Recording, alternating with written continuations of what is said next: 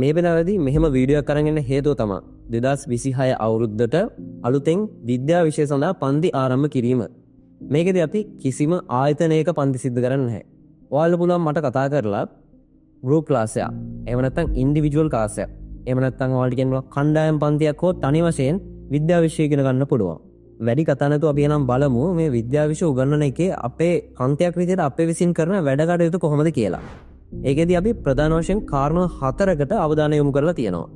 මේකෙදී අපි කතා කරන ප්‍රධානම කාරණාව තමයි විෂය නිර්දේශය වෙලාවට ඉවර කරනවා කියන එක. ඔයාලා දන්නවා ඉතින් ඕනම පන්තික විෂය නිර්දේශය වෙලාවට ඉවර කරන්න ඕනේ. ඒකට නේ. ඒක අනිවාර්ය කාරණාවක් නේ.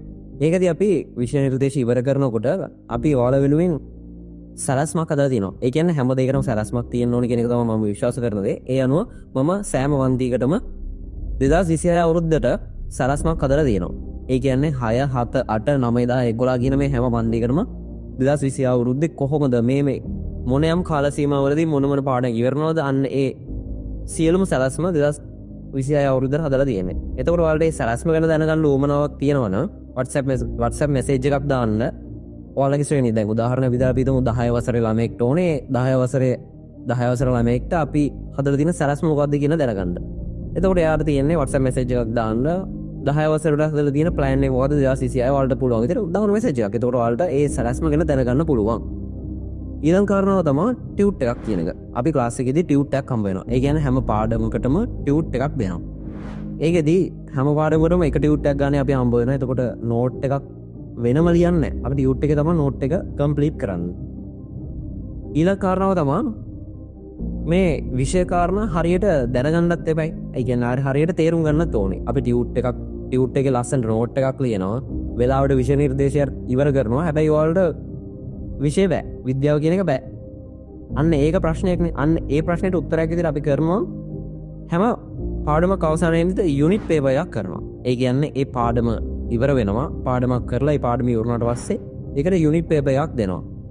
ඒකද කරන්නේ දැන් උදාහරණ විදිහට අපි ගමු 6 වසර ළමයිගේ පළවෙනි පාඩම තමයි ජෛව ලෝකයේ අසිරිය. අපි ජෛව ලෝකයේ අසිරිය පාඩම උගන්වනවා. උගන්වලා ඉවර වුණාට පස්සේ එයාලට දෙනවා ජෛව ලෝකයේ අසිරිය පාඩමට යුනිට් පේපර් එකක්. එතකොට එයාලට පුළුවන් ඒකේ වාසිය ගැන කතා කරලා එයාලට පුළුවන් ජෛව ලෝකයේ අසිරිය පාඩම ඉවරනාට පස්සේ යුනිට් පේපර් එක කරනවා. පේපර් එක කරලා ඒකේ වර්ධින ප්‍රශ්න මොනවද හරියන ප්‍රශ්න මොනවද කියලා බැලුවට පස්සේ එයාලට තේරෙනවා විෂය මේ පාඩමේදී අපිට අමාරු විෂය කරුණ මොකක්ද ලේසි කරුණ මොකක්ද කියලා එයාලට අවබෝධයක් තියෙනවා. එතකොට එයාලට පුළුවන් අමාරු විෂය කරුණක් නැවත අහලා දැනගන්න. එතකොට එයාලා දන්නවා මේ කරුණ මට අමාරු මේක අහලා දැනගන්න පුළුවන්. එතකොට අර ඊළඟ පාඩමට යනකොට එයාලට අර කලින් පාඩම ගැන හොඳ අවබෝධයකින් යුතුව යන්න පුළුවන්. අවසාන කාරණාව තමයි අපි සාමාන්‍ය පන්තියකට සහභාගී වෙන්නේ වාර විභාගයට හොඳට ලකුණු ගන්න. එහෙම නැත්නම් සාමාන්‍ය පෙළ විභාගයට හොඳ සාමාර්ථයකට යන්න. එහෙම නැතුව මේ පාඩමක් ගෙනනකොට යුනිට් පේපර් එකක් දෙනවා. ඒ පේපර් එකට ලකුණු තියෙනවා. එහෙම වැඩක් නැහැනේ. ඉස්කෝලේදී තියෙන වාර විභාගයටම වෙර ලකුණු තියෙන්න ඕනේ. අන්න ඒක තමයි පන්තියකට සහභාගී වීමේ අරමුණ. අන්න එතකොට ඒකට අපි මොකද කරලා තියෙන්නේ කියලා කිව්වොත් අපි හැම වාර විභාගයකට කලින් අවම පේපර්ස් දෙකක් කරනවා. ඒ කියන්නේ දැන් පළවෙනි වාරේ ගත්තොත් පළවෙනි වාරයට අදාළ පාඩම් වලින් අපි පේපර් දෙකක් හදනවා. පේපර් දෙකක් හදලා එයාලට පේපර් දෙක නියමිත කාලයක් ලබා දීලා ඒ කාලයට පේපර් එක ලියලා පේපර් දෙක සාකච්ඡා කිරීම සිද්ධ වෙනවා. මේක සාමාන්‍යයෙන් අවමය තමයි පේපර්ස් දෙකක් කියලා කියන්නේ. අපිට සාමාන්‍යයෙන් ලැබෙන කාලයත් එක්ක පේපර් 3කට 4කට වගේ යන්න පුළුවන්. හැබැයි අවමය අනිවාර්යෙන් පේපර් දෙකක් කියන දේ කරන්න පුළුවන් දෙයක්. එතකොට මෙයාට පුළුවන් වාර විභාගයට කලින් හොඳ සූදානමකින් යුතුව වාර විභාගයට ගිහිල්ලා හොඳට ඒ වාර විභාගයේ කියන එකේදී හොඳට perform කරන්න පුළුවන්. පේපර් එක හොඳට ලියන්න පුළුවන්. අන්න ඒ විදිහට තමයි මේ කාරණා 4 ගැන අපි කතා කරේ.